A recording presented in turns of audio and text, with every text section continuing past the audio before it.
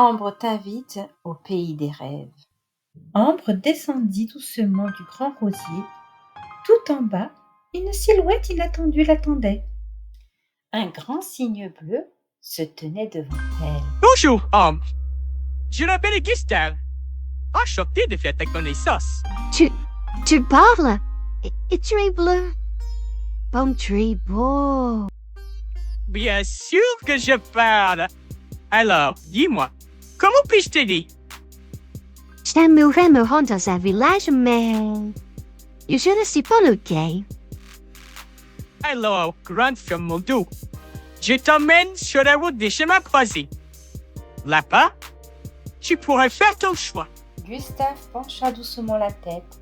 Ambre comprit qu'elle pouvait lui faire confiance et grimpa sur son dos. Le voyage commença, suspendu dans le ciel comme un rêve qu'on n'ose pas interrompre. Le soleil est si doux. C'est comme les câlins de maman. Pourquoi ici, les fleurs sont plus grandes que les arbres? Oh, on descend trop vite. Gustave atterrit doucement près d'une mare, rassurant Ambre.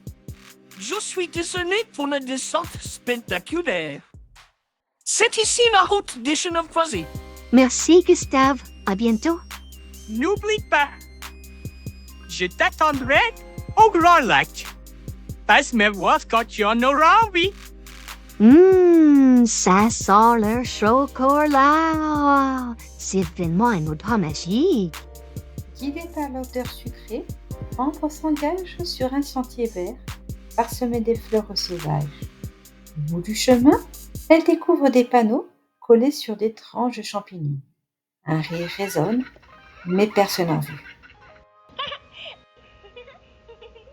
Bonjour, ouais, c'est Alban et toi? Moi, c'est Ambre. Tu fais une entrée spectaculaire.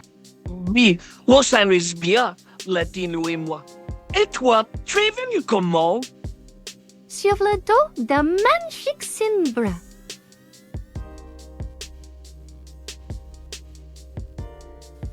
Ambre invite Alban à découvrir les noms des villages. Il s'approche doucement des panneaux, fixés sur de curieux champignons.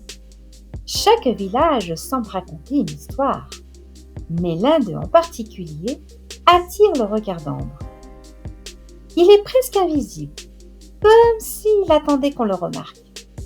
Alors, le village des fées, le village magique, le château gourmand. J'ai bien envie d'aller au village de la forêt rouge.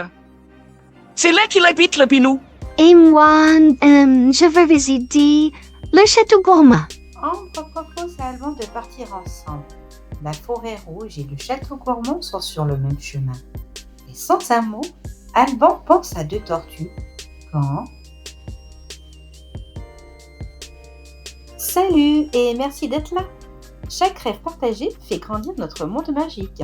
Alors, si tu as aimé, n'hésite pas à t'abonner ou à en parler autour de toi.